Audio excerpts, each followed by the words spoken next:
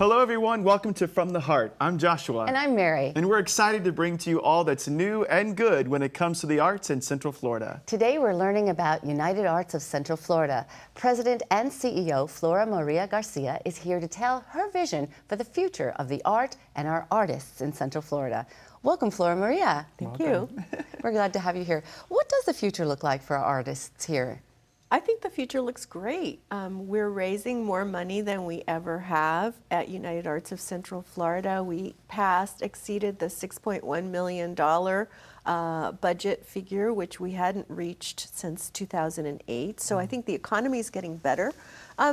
What I hope to do in the future is really continue to raise more dollars to provide a stable base for our institutions. We provide organizations operating support, which is the hardest type of money to raise because it's not sexy. It's not project oriented. Right. It's money to pay your salaries, money to pay the light bills, and what I see of our cultural institutions is a real fragile infrastructure. So we need to help them build their endowments, build their cash reserves, really stabilize the funding base so that they can do the great work that they do. I also want to see diversifying of the programming so that the programming is more accessible to our diverse communities. So I'm hoping that the programming becomes more multicultural in the future. We're going to work with the groups on that. I want to see a more focus on education, more access to more children in a larger number of counties to the arts, and that's definitely where corporate funding is going. They're very interested in support of education and the growth of educational opportunities for kids. I know to look to the future, we also should celebrate the present. And I know that in your first couple years here, we've seen some really substantial growth in giving. Tell us a little bit, how is that happening? What's going on behind the scenes that's allowing this growth? We have really focused on raising money, and we've done a good job at it. I've got great people working for me, but we've also fine-tuned the art of asking for dollars and make sure that we're asking businesses and foundations and government for the kinds of things they want to give money to. So we're really targeting the ask to the kinds of things that are relevant to those donors. I'm excited because what I'm seeing is a growth in giving. The gifts are getting bigger. And people respect the work that United Arts is doing. They put their trust in us to give them money away in a fair and equitable fashion for the kinds of things they want to see the money going towards, which is access to the arts for all. That's a win-win for everybody. It is a win-win for everybody. How does Orlando stack up with other cities with many great artists? We have a lot of talented people because of our theme parks, and we're building, but our artists, a lot of them have to subsidize their income in other ways. How do we stack up with the other cities, and how can we get better? It's always hard to be an individual artist. Years ago, the National Endowment for the Arts did a survey of artists, and only about 5% of artists working as artists can make a living making art. So it's always a tough road to go.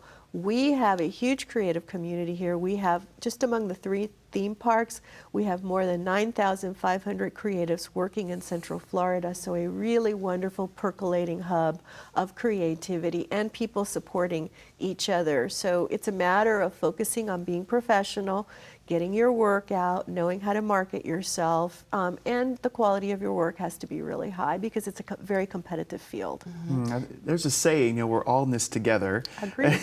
And I know that's your message, and you are very big on partnerships and collaborations. Yes. Why is that important for us as a city that's still growing our arts and culture? Why do you feel like that's so important? Because we can't work in a vacuum, and we have synergies that help each other do better across the board. Look at the collaboration that you did with the Pine Hills Arts Center, and you created the gospel choir. You were off doing your thing, doing your beautiful choir group, and Pine Hills was desperate for programming, and they had talent. And together, you working with the Pine Hills created an amazing synergistic choir, blending communities together to make beautiful music together. Now, to me, that's a great use of an opportunity and people who had the talent that were just looking for a way to get involved. It's beautiful. What are some other partnerships and collaborations that are happening in our arts community that you think are crucial to our sustainability as a community? We just partnered with Evans High School at UCF and Valencia College, funded by a wonderful planning grant from J.P. Morgan Chase. We are working with Evans High School to design creative tracks for kids to learn back-of-house skills like lighting design, costume design, digital media that will feed them into the incredible creative industry that we have here. So low-income kids will see a light at the end of the tunnel. We're preparing them for real-life creative jobs right in our community. And Evans is headed to becoming an arts and entertainment magnet school, which I am thrilled about. So excited that you say that. I just got an email yesterday from the choir director at Evans High School saying, my kids are hungry and thirsty for the arts. Can they come see your shows for free? And of course, we would say absolutely you can, but that's making the arts affordable and accessible for kids. Why is that important that we do that? It's hugely important because truly the arts can change lives. When kids get inspired by the arts, one, we've seen studies that show kids involved in the arts and experiencing the arts do well across the board academically and have higher SAT scores.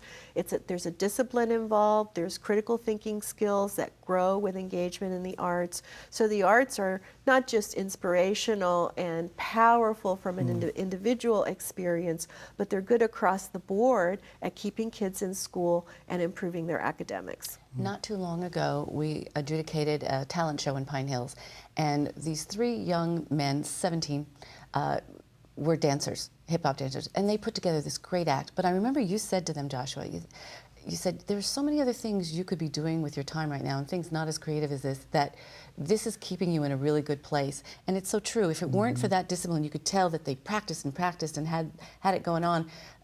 But it gave them confidence. Absolutely. It gave them structure. It gave them discipline, and you gave them hope. Right. And the arts, confidence is a big deal. Yeah.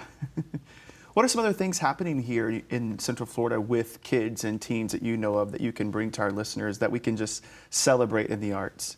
There are just so many programs happening for kids. One of the things that we're going to do as part of OrlandoAtPlay.com, and it will be kicked off in December, is we're having an arts education website that will be aimed at teachers and homeschoolers that will highlight programs that teachers can bring into the schools that focus on arts and education, or programs that they can take the kids to experience.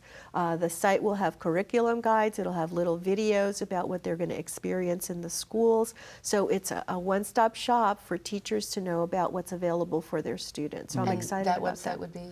Well, we don't have a name for it yet, but it will be on OrlandoAtPlay.com. There will be a whole education component to it. I think arts advocacy is huge and part of our future. For our listeners out there, how can someone become an arts advocate? What can they do besides going and supporting and seeing a show? What else can people do to be an arts advocate? They can write letters to the editor. They can communicate with their elected officials about something they feel passionate about. They can join our arts advocacy task force. They can email me if they want to get involved in advocacy, and if they're passionate about the arts and want to push the needle forward, they can certainly become more involved with United Arts. You know what I like doing? I'll buy 2 extra tickets to something I'm going to and give them to somebody. That's my little way of doing that. I do that at Pashakasha every time.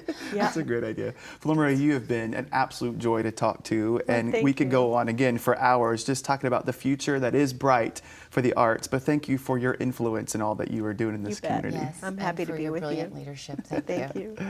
And thank you for joining Joshua and I. Our conversation with Flora Maria Garcia was truly thought-provoking.